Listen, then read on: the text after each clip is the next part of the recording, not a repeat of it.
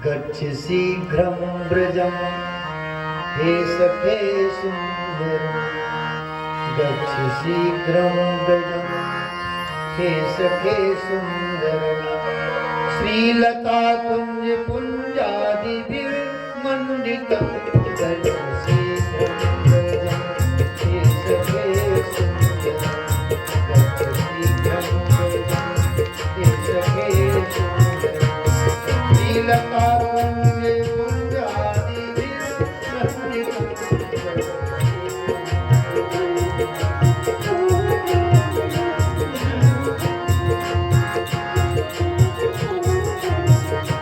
गच्छ शीघ्रं व्रजं हे सखे सुन्दरं श्रीलता कुञ्जे पुञ्जादिभिर्मण्डितं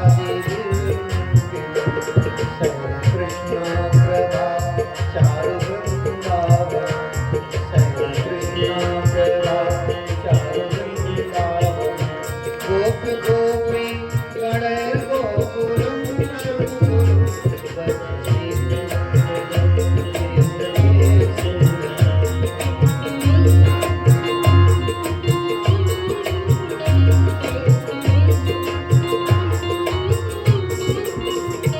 एक पत्रम तु नन्दाय वैदीयकम् एक पत्रम तु नन्दाय वैदीयकम् त्वत्तीयं यशोदा हरेतरं त्वत्तीयं पुरं राधिकायै त्वत्तीयं पुरं राधिकायै तत्र गत्वायेतं सुचिरं सुन्दरं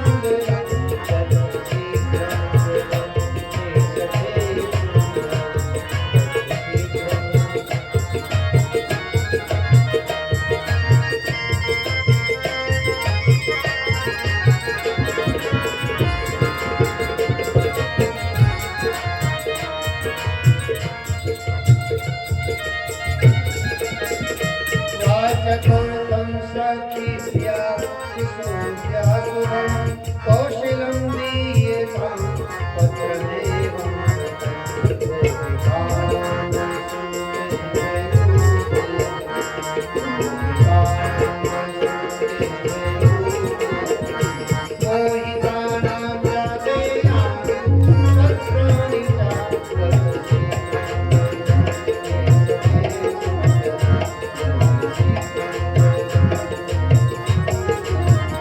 श्रीलता कुञ्ज पुञ्जादिभिर्मण्डितं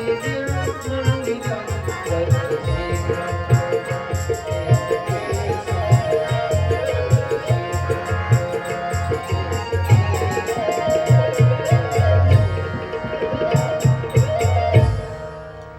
चार पत्र दिए श्याम सुंदर ने और कहा एक पत्र मेरी मैया यशोदा को देना, एक पत्र मेरे बाबा नंद को देना, एक मेरे सखाओं को देना और एक गोपियों को। चार पत्र देना।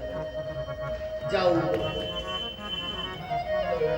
उद्धव वृंदावन की ओर चल पड़े, रथ लिया वृंदावन की ओर जा रहे हैं। और वृंदावन की तो ऐसी दशा है कि जिस दिन से श्याम सुंदर वृंदावन से मथुरा आए उस दिन से वृंदावन अनामत हो गया। रात दिन वो गोप गोपियां रोती रहते, कृष्ण गए अभी तक लौट करके नहीं आए। अपनी अपनी दोष का वर्णन करते हैं, हमसे कोई गलती हो गई।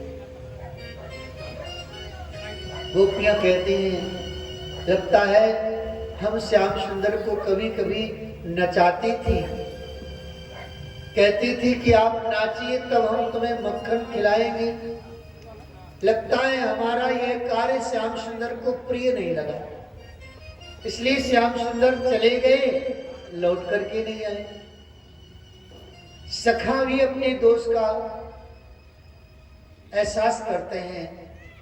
लगता है कि श्याम सुंदर कृष्ण हमारे व्यवहार से दुखी हो गए।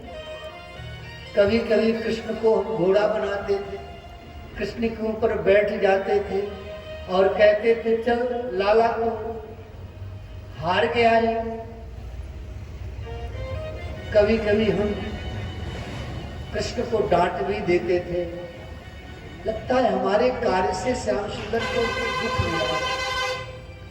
यशोदा भी कहती, लगता है लाला मेरे कार्य से दुखी हो गए। कभी कभी मैं लाला को उखल से बांध देती, डांटती थी, लाला मेरे कार्यों से दुखी हो गए और लौट करके नहीं आ रहे हैं। रात दिन रोते रहते वो ब्रजवासी।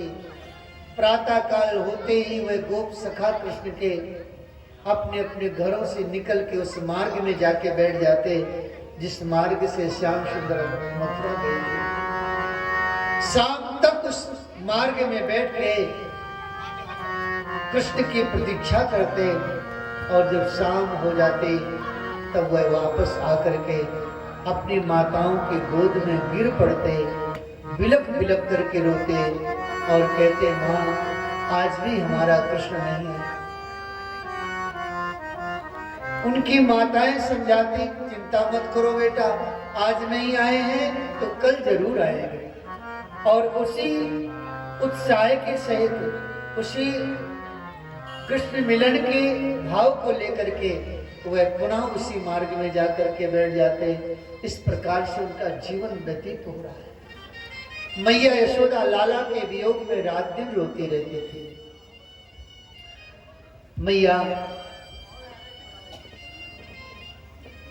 जिस यशोदा का शरीर विशालकाय शरीर था, भारी शरीर था, वह लाला के वियोग में रात दिन रोती रहती है और रोते रोते मैया यशोदा का शरीर बिल्कुल कमजोर हो गया।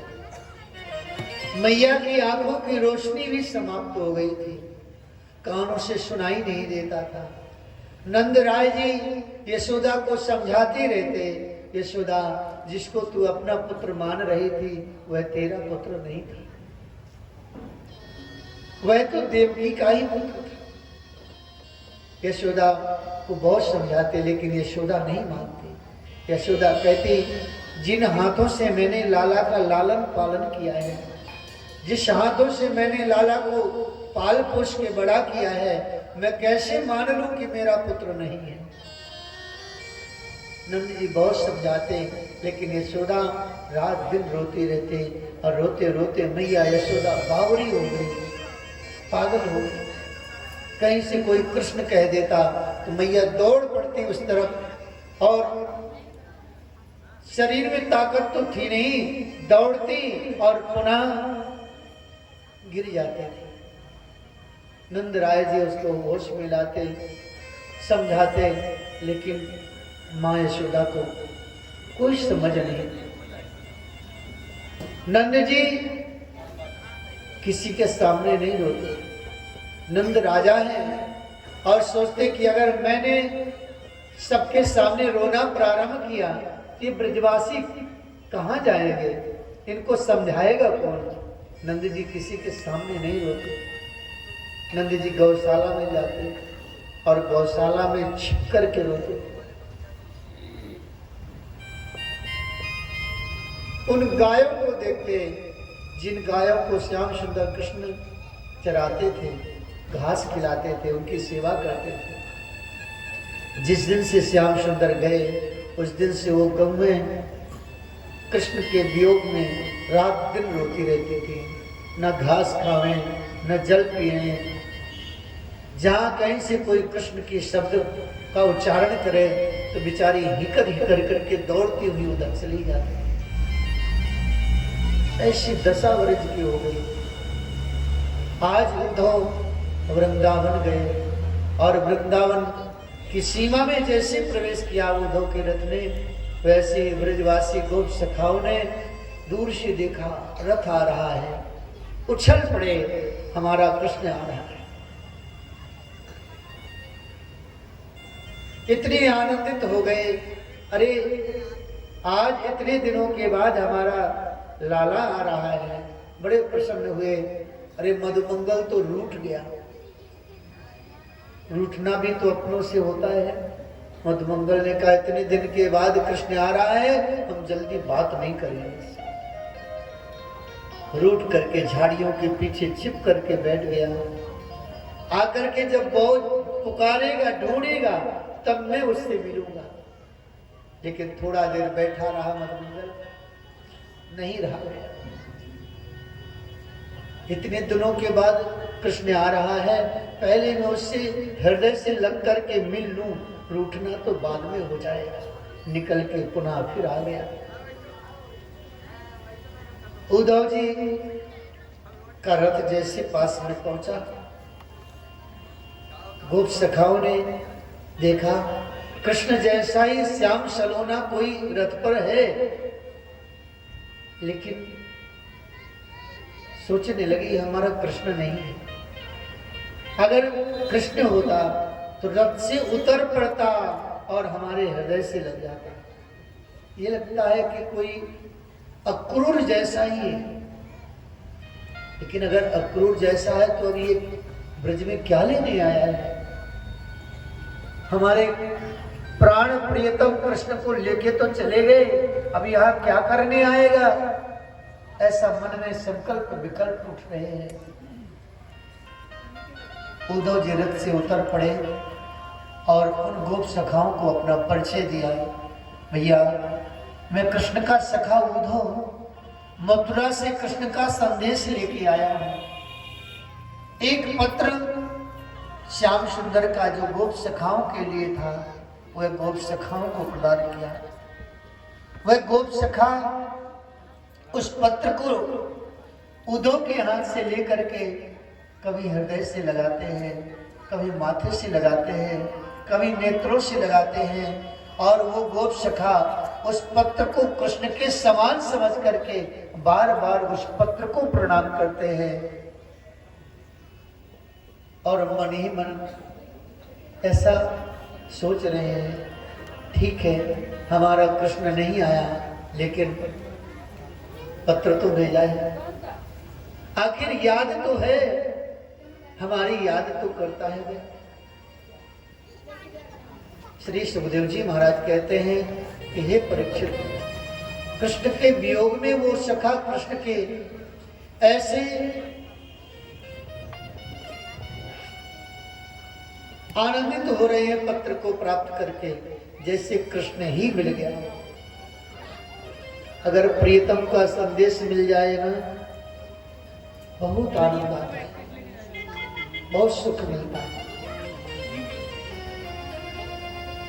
उद्धव जी ने उन कृष्ण के सखाओं से पूछा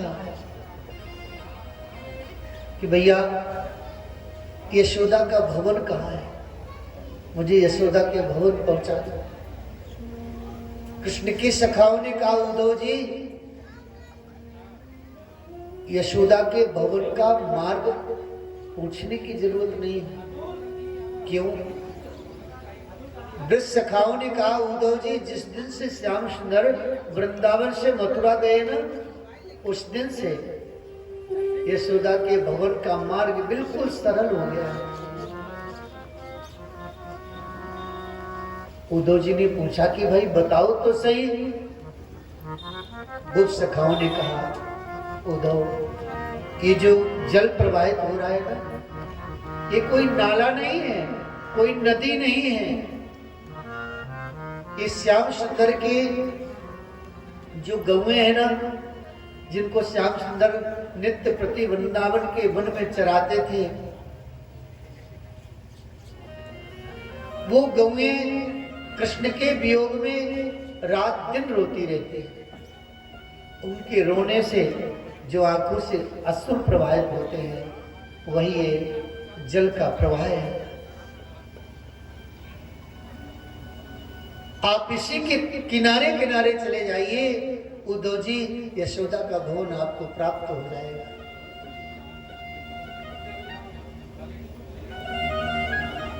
महाराज उद्धव जी का ज्ञान थोड़ा ठंडा हुआ। उद्धव जी को लेकर के यशोदा के भवन में पहुंचे। यशोदा रानी पागल हो गई है, यशोदा को होश नहीं है। यशोदा को ये कभी कभी ऐसा लगता है कि मेरा लाला अभी भी पालने में है, पालने की डोरी हाथ से पकड़ करके झूला झुला रही है मैया, भाव में डूबी हुई है। और उसी समय उद्धव जी पहुंच गए। कृष्ण के सखाओं ने कहा उद्धव अपना परिचय दो। उद्धव ने आवाज लगाई, मैया मैं कृष्ण का सखा उद्धव, मथुरा से आया हूं कृष्ण का संदेश लेकर के। जैसी ऐसी आवाज लगाई, मैया यशोदा ने उद्धव से कहा भैया धीरे बोल, धीरे। क्यों मैया? अरे लाला तुझे पता ना है, अभी अभी लाला मेरो सोया है, बड़े मुश्किल में सोया है। कभी माखन मांगता है, कभी बहू मांगता है, कभी चंदा मांगता है। भैया बड़े मुश्किल में सोया है। उद्धव को लगा कि कृष्ण तो मथुरा में है। मैया कह रही है कि मेरा लाला अभी अभी सोया है। उद्धव ने कहा मैया तू अपने लाला का दर्शन करा सकती है? हाँ हाँ चल। उद्धव का हाथ पकड़ा मैया ने, पालने के पास ले गई और जैसे पालने की तरफ नजर गई मैया की खाली पालना धड़ाम से गिर पड़ी। उद्धव ने संभाला, अरे मैं तो बावरी हो गई हूं, मेरा लाला कब का मथुरा गया। उद्धव का ज्ञान अब धीरे धीरे ठंडा हुआ। उस ब्रजवासियों के प्रेम को देख करके उद्धव अपने ज्ञान को विस्मृत करने लगे। शास्त्र कहता है ज्ञानी होना कोई कठिन बात नहीं है। अक्षरों का ज्ञान हो जाए तो ज्ञानी हो गए, लेकिन प्रेमी होना बहुत कठिन है। जहां से ज्ञान की सीमा समाप्त होती है वहां से प्रेम की सीमा प्रारंभ होती है।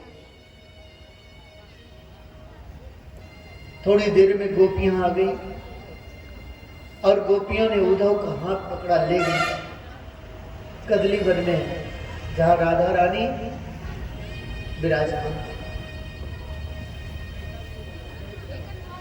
उद्धव ने गोपियों को पत्र दिया और गोपियों ने उस पत्र को बड़े प्रेम से हृदय से लगाया।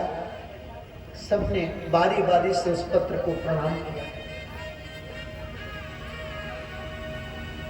राधा रानी के चरणों में पुष्प चढ़ा हुआ है और उस पुष्प में एक भौरा बार बार आकर के गुंजायमान होता है। गोपियों ने वहां पर भ्रमर गीत गाया। बहुत